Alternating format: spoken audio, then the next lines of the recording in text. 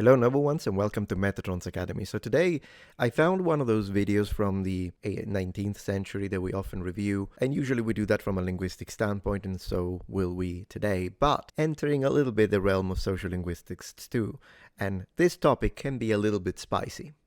Let's have a look. Okay, so the video in question is from the channel Life in the 1800s, and by the way, since we often review the videos that they upload, please consider checking them out, giving them a like, leaving them a comment, possibly subscribe.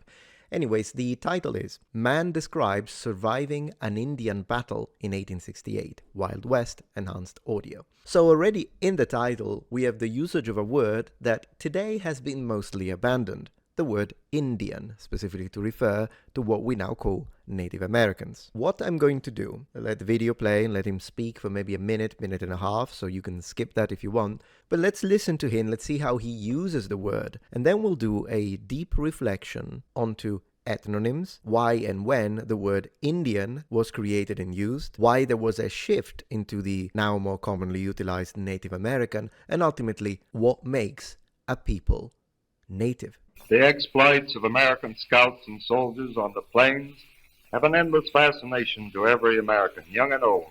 Tonight I have the very special honor of introducing a fighting man of the old Indian Wars and of the Civil War as well, Corporal Herron, retired, Company A, 3rd U.S. Infantry, now living at St. Paul, Nebraska. Corporal Herron, now in his 85th year, is one of the few men still alive who helped in the defense of the old Santa Fe Trail. He fought, worked, and played with Wild Bill Hickok and Deadwood Dick, and is the only man in the state of Nebraska who holds the Congressional Medal of Honor. And so it gives me great pleasure to introduce Corporal Herron, who will tell you about that bit of Indian history which won him his coveted decoration. Corporal Herron. Thank you, Captain Rickenbacker. Back in the 60s, Fort Dodge, Kansas, was a distributing point for supplies along the Santa Fe Trail. We were fighting with the Indians all the time, and my hardest scrap with them took place near Fort Dodge in September 1868. That was 62 years ago, but I remember it as clearly as if it had happened but yesterday. One evening, the commanding officer at Fort Dodge ordered me to choose a comrade and carry dispatches to Fort Larned, 75 miles away. I was a young fellow then, and I felt honored by the assignment. Because such well-known scouts as Wild Bill Hickok, California Joe, and Apache Bill were at the fort and might have been chosen. We could see the Indians signaling with smoke and fire on the hilltops in all directions. And that meant trouble. So I picked Patty Boyle, a tried and true friend, and a brave man to come along with me. That sounds like a tough assignment, Corporal. Okay, so now it's the interviewer who's providing some commentary, so I would like to provide some commentary myself. Quite a few things already. We've only listened, skipping the little music, we only listened to a couple of minutes. Isn't it fascinating when he says the 60s, back in the 60s, but he means 1860s? Goodness gracious. So if you noticed, he uses the term Indian both as an adjective and a noun, and he is describing the battles and obviously confrontations between Americans as they were fighting, I imagine, for control of territory with the natives. Now, I don't know about you, but the term Indian is not just something that was used in America. Even back in Europe, when I was a child, and I remember up to in middle school, it was just the way you refer to Native Americans, Indians, or American Indians. Definitely was common all the way up to the 90s, at least. The linguistic and semantic shift, therefore, is relatively recent, which allows us an opportunity to examine it in detail. We lived through it.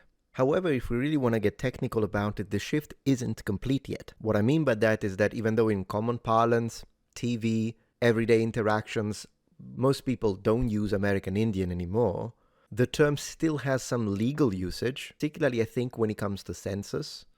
Just to mention one, I think there is a federal law that is called, and I have it here, Indian Child Welfare Act.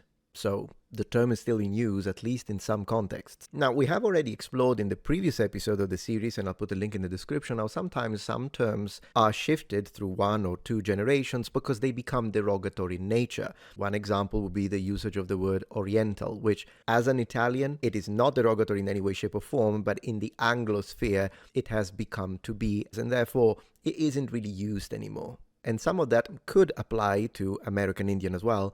But one thing we do have to underline is that probably one of the reasons why it's been changed is the simple fact that it is ultimately incorrect. They're not from India. And the connotation might be in connection to the early misinterpretation of the discovery of America from a European perspective. Well, initially, the original destination was indeed supposed to be India. Hence, the misnomer. So personally, even though sometimes I do resist when some terms are removed and I don't feel that there is a reason for it, in this case, I'm not against it. I mean, they're not from India, so why are we calling them Indians? With some reservation, as I have to say. Thinking back at the good old times when we would buy with my dad the little soldiers and we would take turns to play, I think we would all say, let's play cowboys and Indians. I don't think anyone has ever said, let's play cowboys and Native Americans. It just sounds weird. It's like one of those exceptions where, you know, the whole situation between, oh, it's French fries. No, it's chips. So Americans say French fries, British people say chips, and yet no one says, let's have some fish and French fries. Like even Americans call it fish and chips at that point. Anyway, so this is just the first thing that I wanted to say. I'm going to let him speak for another little bit, and then we're going to dive into the usage of the term native and natives. And in fact, we might go into other subcategories such as Aboriginal, for instance. But let me tell you this much. I think at one point it would be great to actually have a Native American on the platform, on the channel here, and ask them, what term do you prefer? I would be interesting to hear that. And I wonder if they would actually pick between American Indian and Native American, or if they just would choose the name of their tribe, for instance. I'm not a Native American, so I haven't got a clue. All right, tell me about this battle, sir.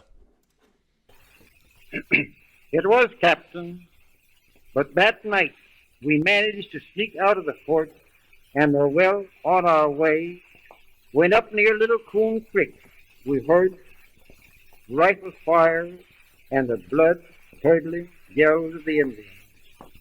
We swung away from the trail, and there, huddled in a ravine, were 4 men and a mule team.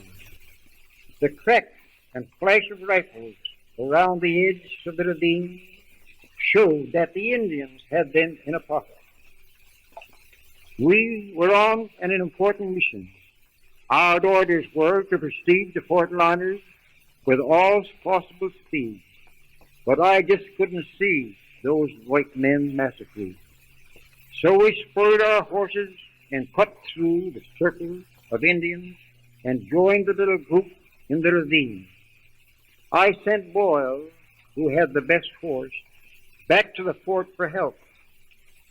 The brave fellow plunged down the ravine, which opened out on the plains, and although it was night, the Indians somehow saw him and went whooping after him. Okay, here's another one. So he used a term, of course, he said white men, and this is, of course, a term that we all use. But I would like to focus on the opposite of that. Think about it. Black people, we call them black. Sometimes some people prefer African American, but a lot of black people use black. I mean, black is considered a term that you can use to describe a person of either an African or an African American and all the other varieties. White, of course, either Europeans or European ancestry. Now, there are some people that only consider white if you're from West Germanic, if you want to look at it from the Benjamin Franklin point of view, and some Americans still use that. But then again, from a more European perspective, as long as you're European and you're lightly skinned, then you are white. So that kind of puts you in strange situations like me, whereby to some people I am white, because I'm Italian, and to other people be like, oh, you're Italian, so you're not white, which is kind of weird, because how are they mutually exclusive? I mean, Italian is a nationality, but whatever, goes beyond me. I personally do identify as white.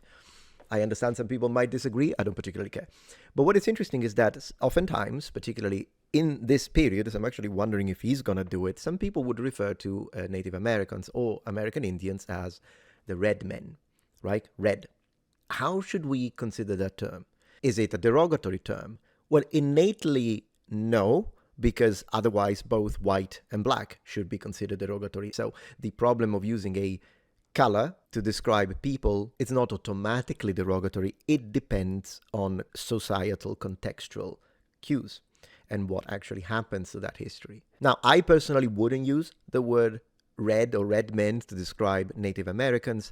However, there is a tribe that did use it. In fact, I believe that, if I'm not wrong, do correct me, but I believe that the old, it may have to do with some body paint customs, but I believe there was a tribe that did call themselves red, like red men, red-skinned.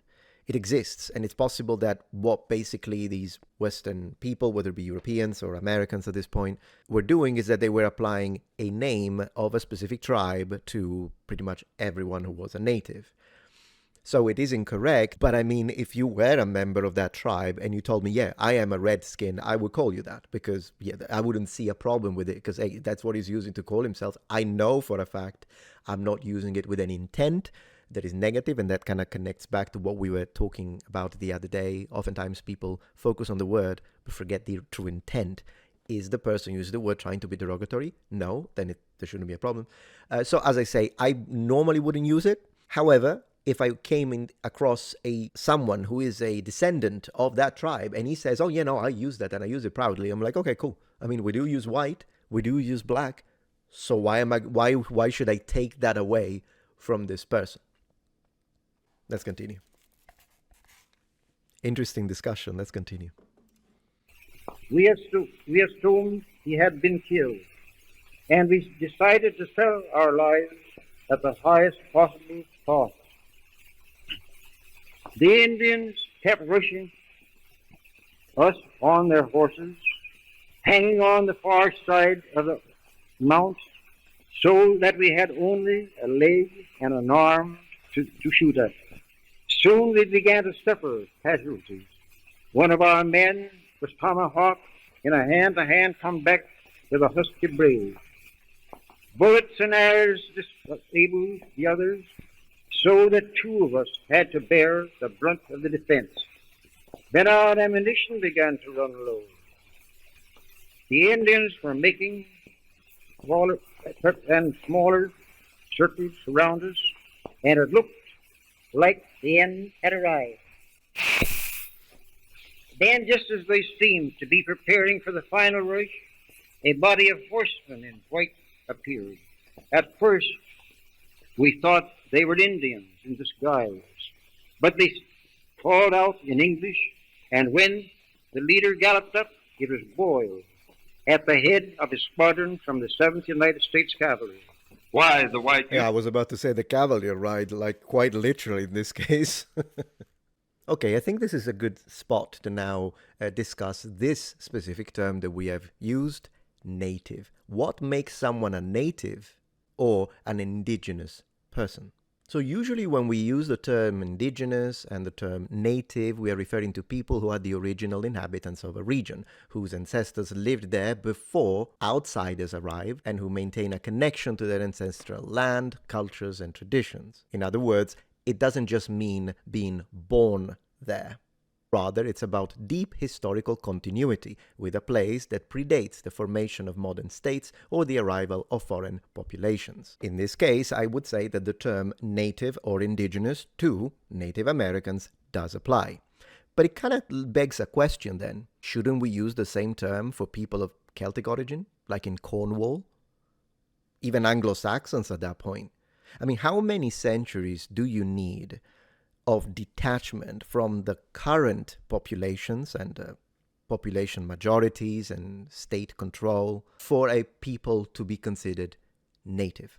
Really, in a way, the Britons, so the Celts, were natives and the Anglo-Saxons were arriving from the Germanic world. However, the same problem occurs with the Normans in 1066. Now the Anglo-Saxons have been there for quite a while, many centuries in fact, and the Normans are the external force that arrives, and so the Anglo-Saxons are the natives now. And we can really continue this. But do we do it? Let's have a look at the characteristics that we use in order to define someone as a native. A native should have ancestral origin in the land, distinct cultural identity, self-identification, collective continuity, and in some cases, at least in some circles, historical experience of marginalization and possibly external colonization. Great, now if we try and apply these parameters, absolutely Native Americans, they qualify, every single one of these.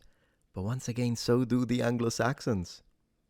See, this is just a thought experiment really, but I do want to consider the fact that I think linguistic specific characterization should be based on clear criteria. And even though we seem to have a series of specific ways to describe a native or an indigenous person, we don't seem to be applying them to all people. Heck, we seem to use the term native more appropriately to plan rather than we do to some people at least. All in all, what this does is really connect us to another word, which is the word aborigines or aborigines. And this is a word that comes from Latin. Did you know that? Really, it's not something that it's difficult for us to see. Look at the word. So, aboriginal, relating to the indigenous people, in this case of Australia, or their languages, or number 2, inhabiting or existing in a land from the earliest times, or from before the arrival of colonists. Indigenous. So there are 2 ways to use it. So sometimes when you say aboriginal, you could just mean the ones in Australia, but in general, the term can be used for all types of natives. It's interesting because it comes from 2 Latin words, ab origines, at the origin. That's what it means. And believe it or not, it's actually the term that the ancient Romans used for a population that existed in the Italian peninsula since the very beginning, meaning predating ancient Rome itself. And so what could be considered some of the pre-existing locals that then connected with other Italic populations in order to create the Latins, meaning the Romans. They called them aborigines. So this is a term that has been in use, and even this differentiation has been in use very long time. We can go all the way back to the freaking Bronze Age, possibly prehistory. Last one being supposition of mine, can't really back it up with this. Anyways, this was we're kind of almost halfway through. I do want to encourage people to go and watch the rest of the video on their own, but I did want to take this opportunity to discuss these words and their usage. There are lots of words that we use, and sometimes we don't fully comprehend their specific or meticulous differences and nuance usages when you use them correctly. One would be, for instance, the word pirate, and then the word corsair, and the word privateer, buccaneer, filibuster, right? I've just given you 5 words to mean pirate, but they're not all the same. I might make a dedicated video to this if you're interested. In fact, let me know in the comments, but there is a difference between these. Some are geographic, some are whether or not they have a license, and others have to do with who is using the word and their perspective. So once again, if you want a dedicated video to all the different words that we use to mean pirate, let me know in the comments. But for today, thank you very much for joining Metatron's Academy. Bye. If you're enjoying this video so far, please take a moment to check out my Patreon page. With as little as a $5 support, you can help us ensure that we can continue to produce high quality and high researched content. And at the same time, you get access to polls, extra videos, unlisted streams, and much more. Thank you so much.